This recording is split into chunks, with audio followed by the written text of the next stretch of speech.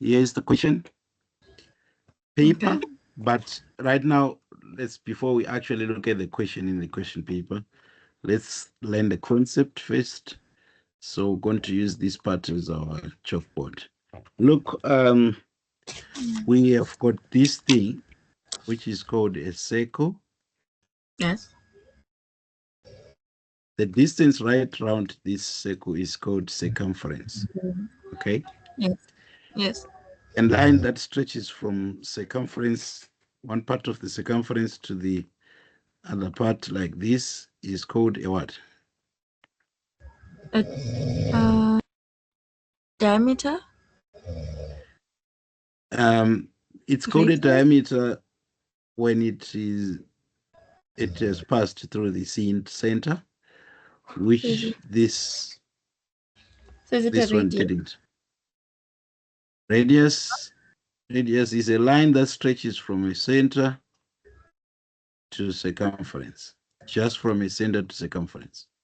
That's a radius. I'm talking about circumference to circumference without passing through the center. What is it called?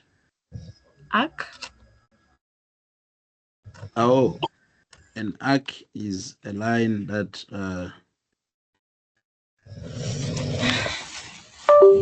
this part, the curving part, like this. This is the arc. This one. Oh. This is the minor arc. The other side is also an arc, the major arc, as it is bigger or longer. So you know, an arc is not a straight line. Yeah. So it's an arc is not a straight line. So I'm still waiting for the name of that one.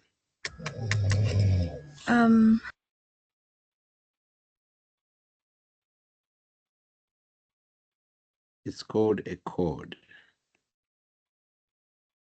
Yes. A chord. So that's a chord.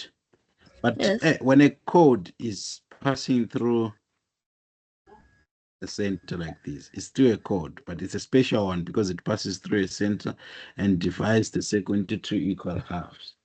Now that becomes a what? That becomes a diameter. That's a diameter now. Okay? Yes, sir.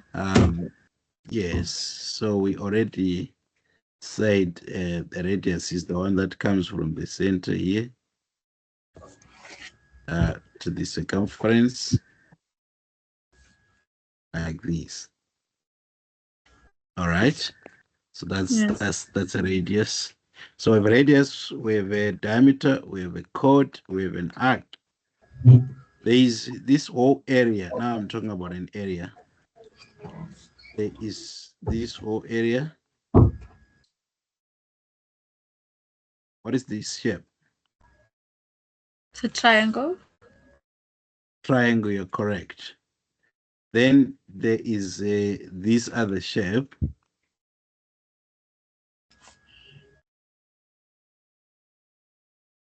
What is the name of that space that I just shaded in yellow? You said it's It's called what? It's called a segment. Segment.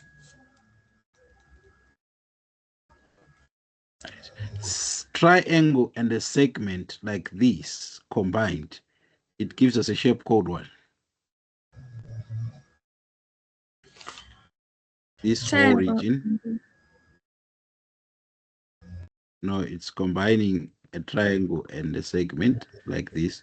This whole part. This whole part now is called what?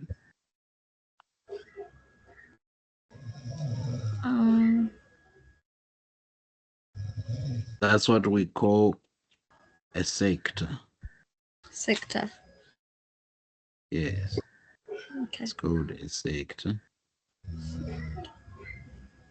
The other part that is not shaded is a sector as well. It's very important that you know that a sector, you've got an angle here in the middle. which may be used to actually figure out the size of that sector itself. So we can call the angle theta or anything else. Theta. Okay, Yes. theta, yes, a Greek letter that is usually used to denote an angle. And then what else should I tell you? So the arc, as I showed you, there is a piece of circumference. Yes. While the sector is a piece of the area of a circle. So circumference itself, we must know its formula. We find it by saying 2 times pi times radius. Or Okay. we can just say pi times diameter. Whichever you use is correct. If you're given a diameter, you use this one. If you're given a radius, you use this one. Why are these the same? It's because diameter itself is made up of 2 radii. Yes. So that 2 and that r, when combined, they just make a diameter. Yes. Are we together on that? Okay, so the area of a circle now is equal to pi r squared. That's the formula.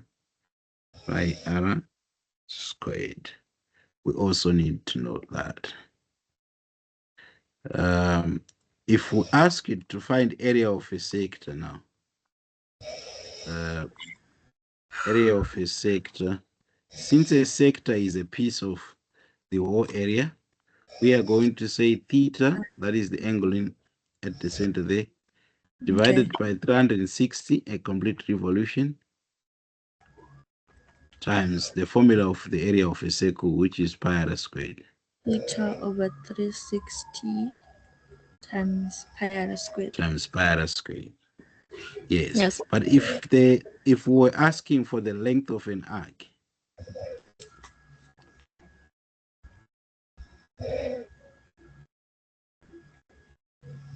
Yes. we were asking for the length of an arc, the answer was to say theta over 360 because its length is determined by the angle in the middle. But now when we multiply, because an arc is a piece of circumference, we then put the formula of circumference here, which is 2 pi r or pi d, whichever works. Yes. So we also need to understand what they mean by, let's say, this chord here. This chord can subtend an angle. What is to subtend an angle? At the end of this chord and at the end of this chord, if we happen to have another chord that emanates from those, like a chord, you see this chord there? Yes. Yes, it came from the end of this black chord. It's another chord, but it came from the end. And then from the other end of that black chord, there is another chord. And the two are meeting at the circumference or anywhere else to form an angle there, like this angle. We then say that this angle is subtended by that black chord. Okay? Yes. The word is subtend.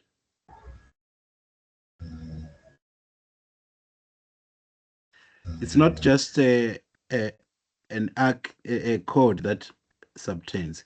Even an arc can also subtend an angle. So we can also say that this arc is the one that is subtending that angle. So whatever we want or they want in the exam, we can say that angle there is subtended by the black chord or it is subtended by the green arc thing. Yes. There are other things we just need to know. We have got 3 types of triangles. There is an equilateral triangle, the one with all 3 sides being equal. The angles Yeah. of an equilateral triangle are already known. Do you know what they are? 19, 19, 90. No. It comes from the fact that all triangles, when you add all their interior angles, they must add up to 180. If you say 90 plus 90, it's already 180. So the other 90 is now over 180, which shows you that they can't be 90, 90, 90. There's only one number that can allow a triangle, all these three to be equal and still add up to 180. 60. Correct. So once someone tells you that it's an equilateral triangle, you have to know automatically that the angles are 60, 60, 60. We are going to be talking about angles a lot, so I'll just talk about that. And also another triangle that is called an isosceles. It have got two sides that are equal, and then there's one side that is not equal to the other ones. This is an isosceles triangle. We then say there are two angles that are equal, which is this one and this one. Because of the two sides that are equal, there will be one angle that will be different to the other two. Which angle is that? The one that is formed by the two sides that are equal. You see that the two equal sides, they met here to form one angle that's going to be different from the other two. I'm telling you this because an isosceles may be drawn like this. You don't have to think that the ones on the base are always the ones that are equal. No, if they say this side and this side are the ones that are equal, it follows that the two equal angles are these ones. The angle formed by the two equal sides is the one that is different from others. Are you understanding me on that? Yes, yeah. Good. Then we have got a scalene, which have got all three angles being different because all sides are also different in their dimensions. There is another thing that I need you to know, that when parallel lines are involved, if we are sure that these two lines are parallel, and then another line is drawn, say this, we form what looks like a Z. So we have what is called a Z angle, because here it appears to be a Z when you look at it like this. The angles inside are the ones that are equal, like this inside angle and this inside angle of the Z. But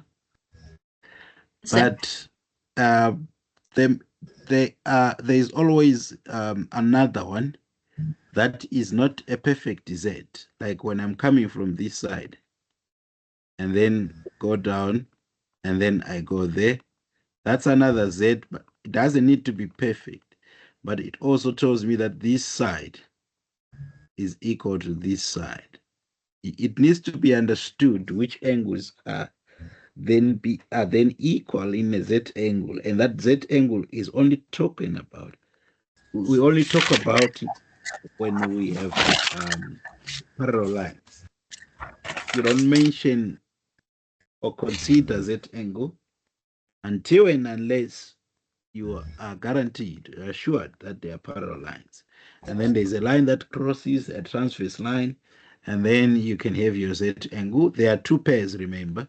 One that produces the acute angles. By acute angles, there are angles less than 90, between 0 and 90, that is less than 90. Those the other green there. They are acute angles, smaller angles. Then we have got obtuse angle that above, that are between 90 and 180, these ones. So there are always going to be two pairs. But besides two pairs, independently, if there is a cross like this one, it should be known already that this angle here will be equal to this angle here, while this angle here will be equal to this angle here. So in this Z angle thing, we also have that situation, which follows that This angle here is equal to this one opposite it, and this one is equal to this one opposite it. Wow, we also have this one having another angle here that is equal to it, and the same goes for this side. So you can see that we are having so many pairs of angles that are equal, but we need to understand the z angle and that x angle as well. On the parallel lines, we could focus on it this way. You see this line here? Yes. If we then look at this one and this one, we produce something like an F. Can you see that? Yes, sir. So we also, when parallel lines are involved, you have the F angle. And the F angle says the angle on top of the parallel line is equal to the angle that is also on top of the parallel line. Okay.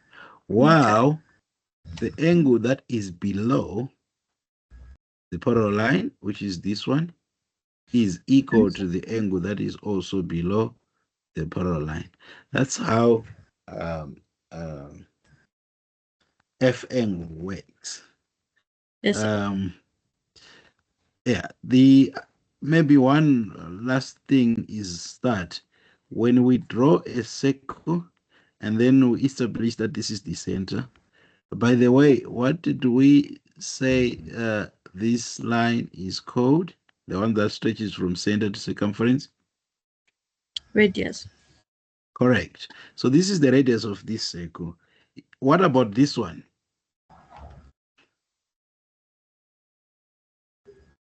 Still a radius? Correct, because it also stretches from center to circumference. So they are. This is a radius that belongs to this circle, and the same applies to this. It follows that this and this are equal. They won't tell you. You need to know that because they are radii from the same circle, so they have to be equal. If anyone draws a line that joins like this, then we have an isosceles formed. We talked about an isosceles. That's the type of a triangle that you have got two equal sides and consequently two equal angles.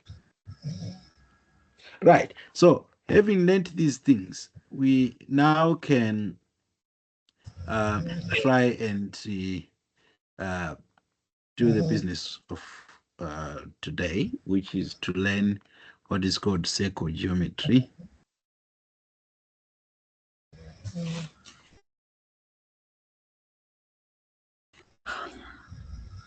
So circle geometry is what we're doing, and we're saying if a circle is drawn and we establish that we have a radius. Sorry, it was supposed to end here. We establish that we have a radius. Then the radius subtends an angle at the circumference. It's important that it is subtending at the circumference like this. So the angle is subtended at the circumference right here. And then this same black chord subtends another angle again at the circumference. The two angles that are subtended by the same chord at the circumference are said to be equal, meaning if we know that this is 50 degrees, it follows that this is also what? 50 degrees. So we can say angles subtended by the same chord at the circumference in the same segment are equal. But where we said subtended by the chord, remember I told you that we can say subtended by the Circumference? arc. The arc. Arc. This is just a piece. It's called the circumference when it's right round. Yes, sir. When it's just a piece like this, it's an arc. So we can say angles subtended by the same arc are equal. Yes, sir. All right. Now, do you have a question? No, sir.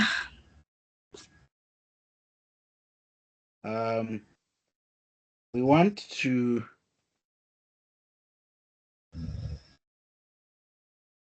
we want to now move to another law. So we call these theorems, circle geometry theorems. Yes. These are theorems. So another theorem is the one that says if a circle is drawn, right, and a chord is also drawn, but we know a center, we know there is a center, then it happens that this chord is subtending an angle not at the circumference but at the center, like this. But this same chord goes on to subtend another angle at the circumference, like this. So we have an angle that is, we have two angles that are subtended by one chord or same chord, but one is subtended at the center while another is subtended at the circumference. We have a theorem that says that the one that is at the circumference is going to be half the size of the one at the center, meaning the one at the center is the bigger one.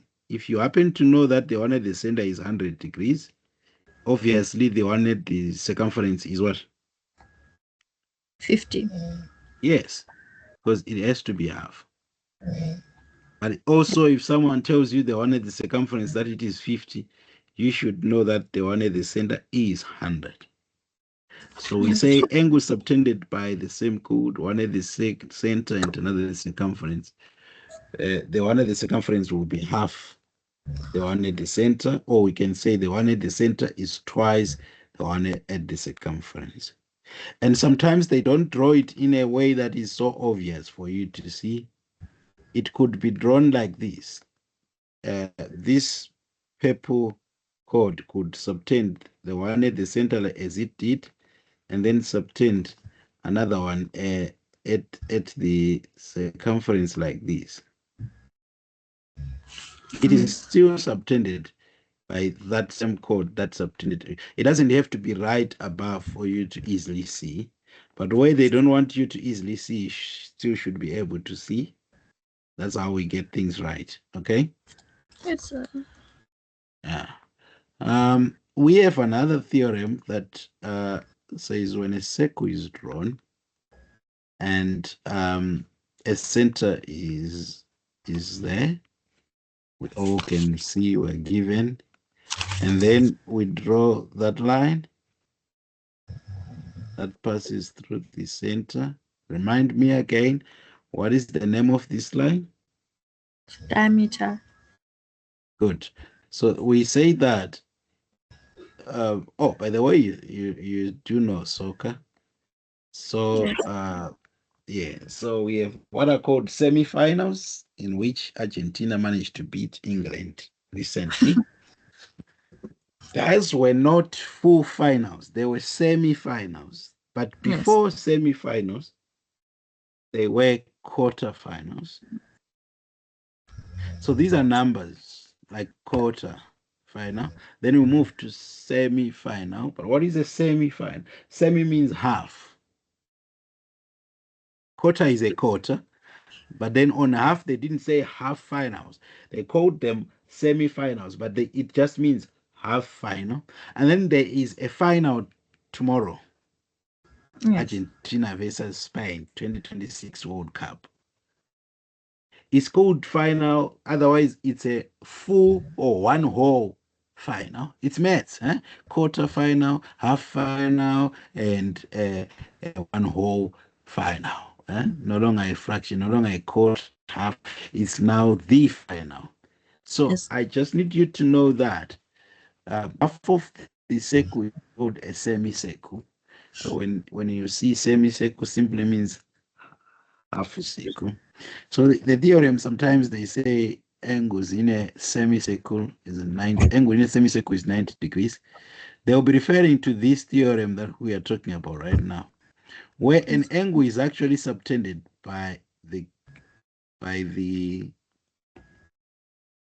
diameter. You see that? It's Yes. an angle that is subtended by the diameter. what then is special about this is that that angle subtended by the diameter at the circumference is always a right angle, which means it's a 90-degree angle. It's very important that you know that this will be 90 degree because it is subtended by the diameter. Are we together? Yes. So if we were to draw it in this other semicircle, we're still going to get another 90 degree for as long it is subtended at the circumference. If it's not at the circumference, then it's not 90. We want you to know that it is 90 when it is subtended at the circumference. All right? Yes, sir. Good. Now, we want to Circumference. we want to talk about another theorem in which when I draw a circle, I'm gonna put many chords here. I'm gonna put many chords. When you put many chords, they have to form a shape with 4 sides. A shape with 4 sides is called quadrilateral. That's the general name given to any shape with 4 sides. It's called a quadrilateral. So we then have special names under the quadrilateral because any shape with 4 sides, it's going to be called a quadrilateral. But then we're going to have a square because the quadrilateral will be having all the 4 sides being equal. Now it's called a square. Oh, no, not just that. Because a rhombus also have all sides being equal. What's the difference between a rhombus and a square? Is that a square have got rectangles, like 90 degrees, 90 degrees, 90 degrees, 90 degrees, while all sides are equal. Rhombus now won't have 90 degrees, 90 degrees, 90 degrees. Okay. So it's a square that have been pushed on one side and then it's slanted. In the same way a parallelogram slants. But then a parallelogram is different to a rhombus in the sense that only opposite sides are equal, not all sides. So a parallelogram is closer to a rectangle. It's exactly a rectangle that you have been pushed, and we no longer have 90 degrees, 90 degrees, 90 degrees, 90 degrees, as we should have in a rectangle. That's just it. So I'm gonna come back to circle geometry, where we can draw the 4 chords that I was talking about. So if we have got this chord, and then we have got this chord, and then we have got this chord, and then we have got another chord here. Right. So now we have a quadrilateral that is inside. All the 4 corners are touching the circumference. When that happens, you're going to be asked a question. What do we call this? We call it a cyclic quadrilateral. Okay? Right. Yes. Cyclic quadrilateral.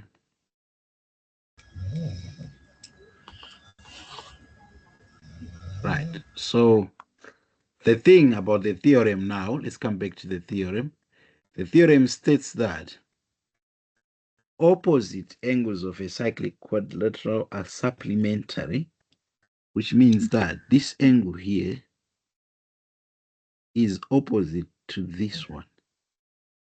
And the two are said to be supplementary, that is, they add up to 180. That's just what you have to know, that they add up to 180, those opposite ones. Meaning that when you know that, it helps you to, if I tell you that this is 2 degrees, that should automatically help you to know what that other one is. Can you tell me? It's 178.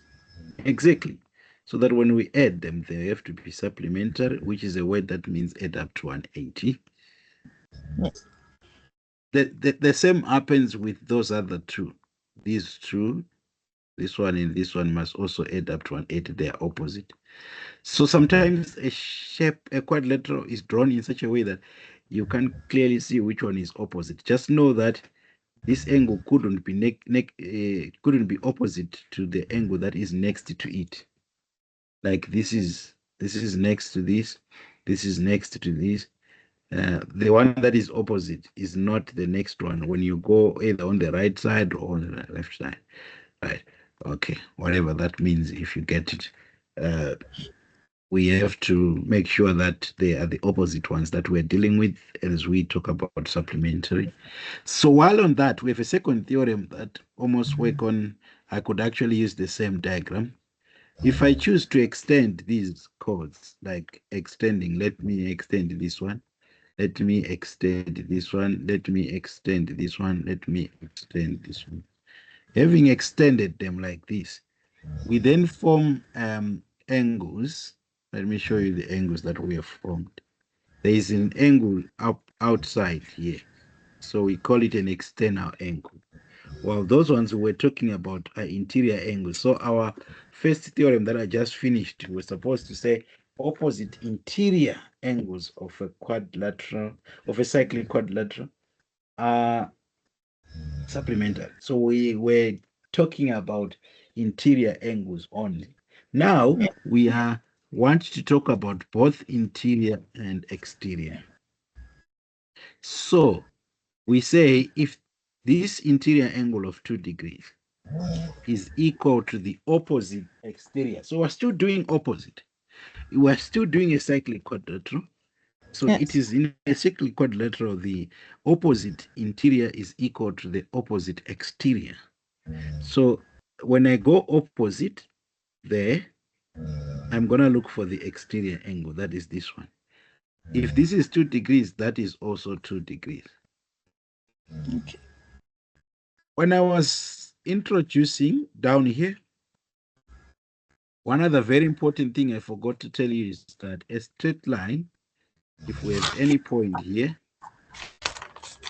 a straight line must always give us 180. So when I move from here until I come back to the line, it is 180 degrees. Yes, sir. So if it happens that I draw a line from here like this, it means this part, this angle and that other angle are sharing a 180. Therefore, these two must add up to 180. Okay. So if someone tells me that this is 50, then this one is obviously 130. So that when I add the two, and I say angles in a straight line add up to 180, or they are also supplementary. So that's what we are saying there. So we're coming back to our theorems, and I'm saying opposite interior is equal to opposite exterior. It should make sense now that even now with a 178 and a 2, that theorem of a straight line still holds. 178 plus 2 gives you 180. So it's another way of showing Oh, that you are doing yes. things right. If you want to do that, or you can actually use that to get the other angle there. But I've just gave you two theorems on this one diagram, all talking about a cyclic quadrilateral. The first one, we said opposite interior angles of a cyclic quadrilateral are supplementary, they add up to 180. Yes. And then on the second one, we talked about the opposite interior and opposite exterior are equal. We're no longer talking about them being supplementary. We're talking about them being equal now when we mix interior and exterior. Is that understood? Yes, sir. All right. Other than that, we have another theorem. But now the theorems that I want to start now, they work with tangents. So let's have a lesson tomorrow on those ones as we finish our psychogeometry, and that's when I'll then give you the questions to answer. But today, think about this that I talked about today. Okay, sir. And I'm sure you're writing some notes, and Yes. I made a video that I'm going to share with you right Okay, sir. away so that I need you to go through it, please, Okay. because when I ask you questions tomorrow before we start a new set of theorems, I need to make sure that these were fully understood. Yes. All right. Bye-bye. Okay. Thank you, sir. Okay. Unless you have questions